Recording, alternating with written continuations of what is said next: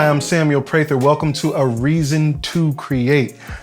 One of my most popular videos on my channel is what is the pocket? It is consistently bringing in views even when I haven't posted for long stretches of time. So apparently it's an important topic that a lot of people are interested in. I got some great comments on the video. I encourage you to comment on this one, but it was really a widespread of, wow, this was like the most informative video I've ever seen, to you don't know what you're talking about, you know? Okay, so let's look at a couple of these comments. I mean, I have, you know, some of these are my favorite. Like this one, the one that's on the top, you just explained really what can't be explained. It's one of those things in life, if you got it, you got it. And most don't know, but they should know now, thanks to you. All right, TT Carl Hines, I don't even know how to pronounce his username, but this is the actual best description I've ever heard of the pocket. Amazing work, man, love it. The triangle metaphor visual is awesome. Going to be keeping that one in mind. Cheers. By the way, if you haven't seen that video already, you can check it out here. Oh yeah. Okay. One of the issues that some people had with it is I made a comment about you can tell whether or not you're in the pocket by whether or not sisters are dancing. And you know, some people are like, why are you out of making a racial thing? But it's not so much a racial thing as much as a cultural thing. And I think I'm gonna do a video on this as well, because a lot of the stereotypes that people have about race and rhythm and groove and whatnot, I think are not really accurate. I think it's more so tied to the culture that you were brought up in and whether or not they had an emphasis on the micro timing that makes up a lot of kind of African derived music. But anyway, that's a topic for another video. But I'm still gonna go ahead and stick to the idea that if sisters are dancing, you know, is a not a perfect barometer, but definitely a good place to start in terms of whether or not you're grooving. Another common thread amongst the people that didn't necessarily agree with what I was saying was that it's just a feeling, right? I'm trying to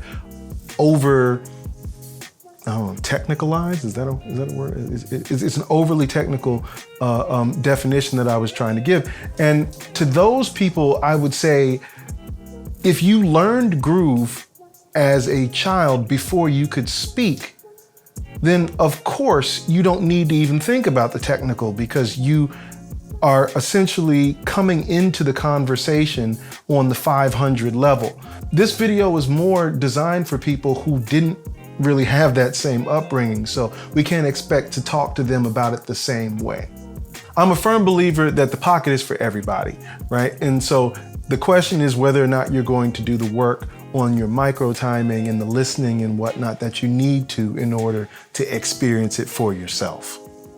If you haven't seen my previous video, then by all means, you can check it out now or after this one's over, but I'm just gonna give you an overview of what the pocket is that's updated for 2024. The pocket is just a colloquial way of talking about that feeling of tension, of push and pull that happens when musicians play together in the same pulse. It's basically a feeling of equilibrium that you reach. And it's very difficult to keep in that space the more people that you add. I like to give the analogy of a triangle. If you're trying to keep a dot in the middle of a triangle, right? If you have two people, right? It's easier to just move those two people around. If one person moves a little bit, it's easier to move for the other person into a place where they can keep that dot between them in the middle. It's a lot trickier when you start adding more points to this geometry. So a triangle, like that'd be three people, right? It's trying to keep that dot in the center of the triangle becomes a little trickier, especially if one of the people in the triangle isn't really being responsible and doing their part in trying to keep this thing in the middle. And as with anything that's balanced, the pocket is very delicate, right? You think about something that's not too hot, not too cold. That really sweet spot in the middle is razor thin. Same thing, not too sweet, not too spicy. You get the general idea. The pocket is the same way. That push and pull is just, it's right on the edge of where maybe it might feel like it's gonna speed up for one person, and then they just make a slight adjustment, and then everybody just kind of reaches a point where everything just settles in and you can feel it. Like, I swear you can feel it. Me and my wife recently went to a concert and we saw one of our favorite bands. They had an opening act who just they were not locking together. They were not in the pocket together. They just were in different places and you could feel it. When they took the stage, the band that we actually came to see, it was like somebody turned the lights on because everybody was just so locked in together. The pocket was just so solid. I can't overstate how good it feels to be in the pocket. If you haven't seen a band that really locks in, then please put that on your bucket list. If you're coming at this as a novice, one thing that you can do is start using a metronome in smaller increments of time and larger increments of time. So you think about smaller increments as being your training wheels. So for example, I might put a metronome on at 120, and instead of using a quarter note, I might use an eighth note so that the click happens twice as fast. Now, what this does is allow us to check in with our ear more often. And that's why it's like training wheels on the bike. You just keep checking in.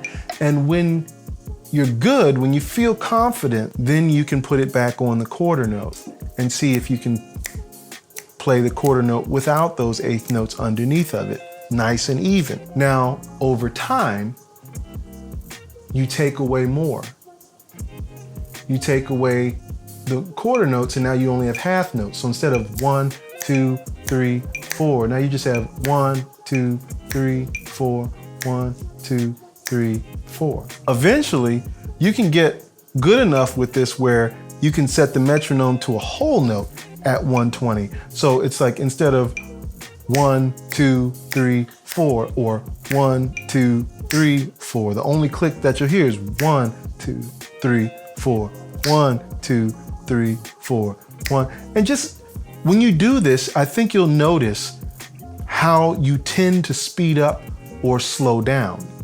This is a great way to practice that's more similar to the way that you're going to have to work in real life because there's no metronome at all. You and the other musicians that you're playing with have to both, or in totality, you all have to agree where one is and get there together. It doesn't matter what instrument you play, you can do this. Just set your metronome up and just play some quarter notes and change the settings on the metronome like we mentioned for that exercise and see how far behind or how far in front you get in between those beats. Another thing that you can try is just playing your instrument along with recordings of musicians who are in the pocket. So just go ahead and listen to the song and play along with it. Transcribing is what that's called, at least on the jazz side of things. As you play along to the track, do you feel like the track is speeding up or do you feel like the track is slowing down?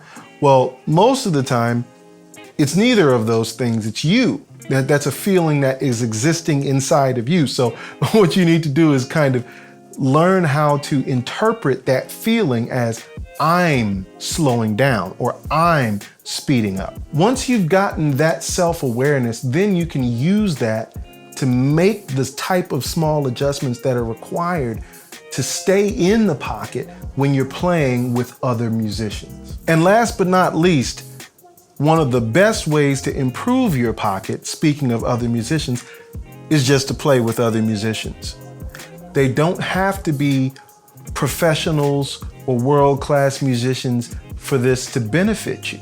In fact, I would say that it's very good practice to play with people that time isn't the best, because that really forces you to be empathetic as a listener. Because at the end of the day, there's no such thing as that person has bad time and they sound bad. If you're on the stage together The audience does not make that distinction. The band sounds bad. One of my favorite qualities in a musician is something that my old teacher, Alan Johnson, has in spades. I remember we would play in jam sessions, and there's obviously different levels of skill in a jam session, and that comes along with different level of, being able to keep the pocket. But his pocket was so solid and so strong, he would make other musicians who were less skilled sound like they were in there because he was so adept at making what they did sound correct. This is obviously the Jedi level of pocket playing that I hope that if you're a professional musician that you find a way to get to, because that's what makes people want to play with you. If you can make other people around you sound better, that's the kind of thing that keeps your refrigerator full because people are calling you for gigs.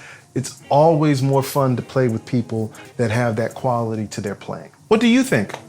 Leave it down in the comments, I'd love to know.